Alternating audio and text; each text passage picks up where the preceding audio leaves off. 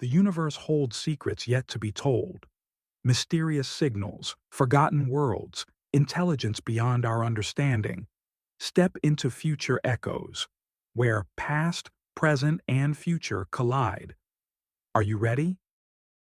Part 1. The First Dream. A quiet summer day. It was summer 1975, and I sat on the wooden floor of our Tokyo Jiaowai house, the sun painting everything gold.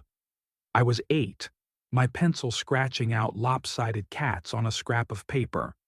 The air smelled of ink and warm wood, a lazy afternoon stretching endlessly ahead. Mom's strange words. Mom sat at her desk, her pen dancing over manga drafts.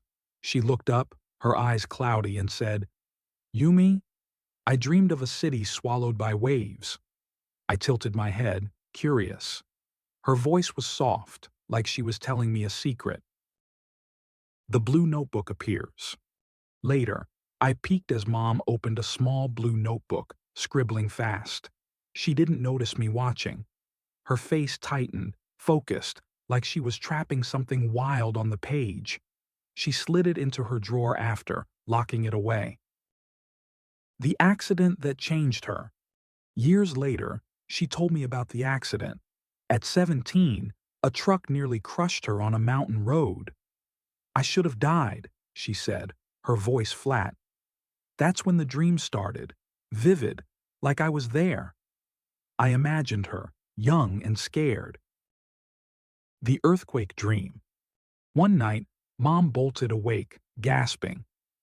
"Buildings falling, red sky," she muttered, grabbing her notebook. Her pen flew, sketching chaos, cracked streets, tumbling towers. She dated it, January 17th, 1995. I watched, half asleep, unsettled by her fear. The Kobe reality. When Kobe shook in 1995, Mom sat frozen in our living room. The newspaper trembled in her hands, 6,000 dead. I peeked at her notebook. The sketch matched perfectly. "I saw it," she whispered, tears welling. I reached out, my hand hovering. Diana in the tunnel. Mom dreamed of a blonde woman in a tunnel, scribbling, "Diana? Dead?" in her notebook. She showed me the sketch, her fingers tracing the lines. "Just a dream," she said, but her eyes were uneasy, like she knew something more. The book takes shape. In 1999, Mom finished The Future I Saw. She drew a giant wave on the cover, writing, "Great Disaster, March 2011. I watched her pack it with dreams, wild, dark visions. She worked late, her face lit by a dim lamp. The world laughs. The book came out, but people mocked it. Newspapers called her a dreamer, a fraud. I saw the clippings piled on her desk, harsh words in black ink. No one listened, she told me, her voice small, her eyes on the ignored cover. Part 2. The Prophecy Comes True. Alarms at College. March 11th, 2011.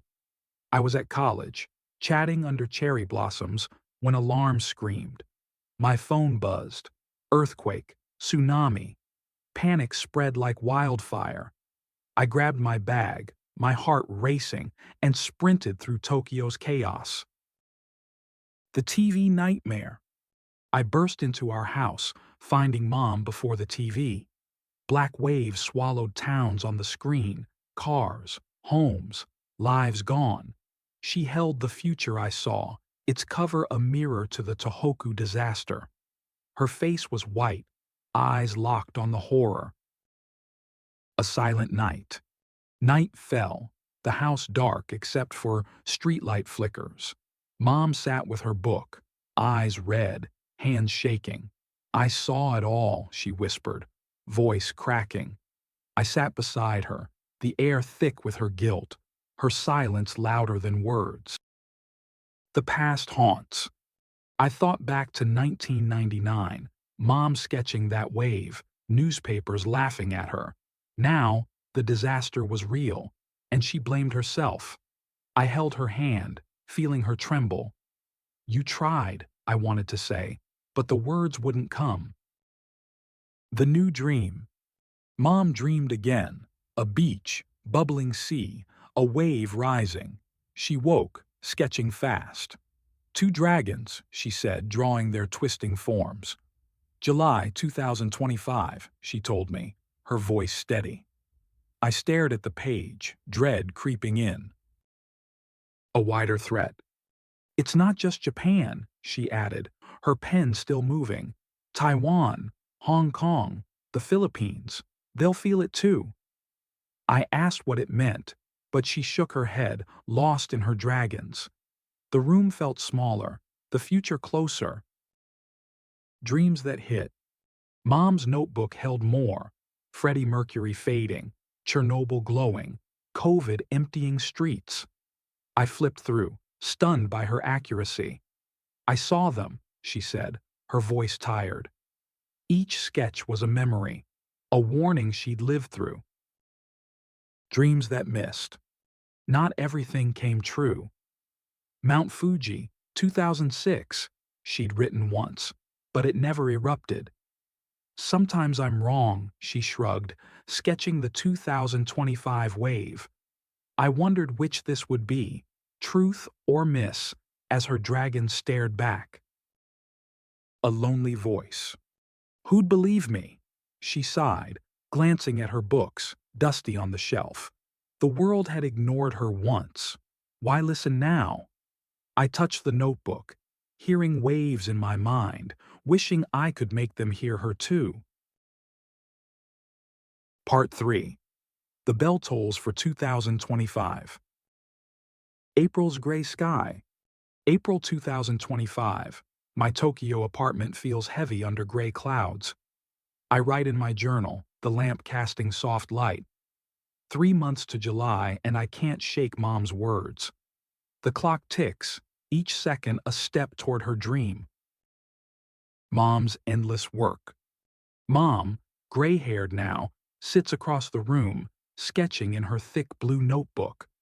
Her hands move fast, waves, fire, dragons glaring from the page.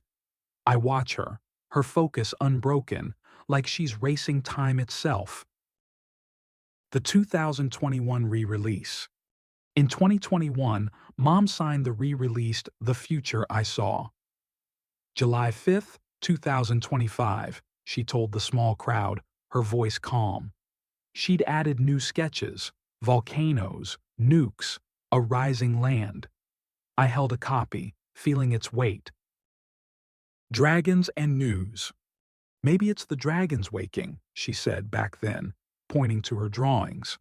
Now, I watch TV, tremors in the Pacific, scientists worried. Her notebook sits open, dragons alive on the page, and my stomach twists. The beach vision. Mom dreamed again, a red sun, a bubbling sea, a wave crashing. She stood on the beach, watching a new land rise. "It's coming," she said, sketching fast. I saw the power in her lines, the chaos she feared. A glimmer of hope. She joined me, her hand on my shoulder. "There's light after the dark," she smiled, soft but sure. I felt her strength, her belief cutting through my fear. The wave loomed in my mind, but her words stayed. The notebook's truth. I flipped through her notebook, waves, dragons, disasters piling up. Each page is a piece of her, a warning I can't ignore. My heart aches, torn between love and dread, as the clock ticks louder. Together against time. Mom sketches nearby, her pen steady. "We'll face it together," she whispers, her voice a lifeline. I nod, meeting her eyes. The dragons glare from her page, but I feel her resolve, her quiet courage. Ready for July. News hums, tremors growing, waves possible. I close the notebook, its glow warm in my hands. July's coming, and I don't know what's real, but I look at Mom, and I know I won't let her face it alone. The journey of discovery never ends. Are you ready for the next mystery? Don't forget to subscribe, like, and share to explore more untold sci-fi stories with future echoes. See you on the next voyage.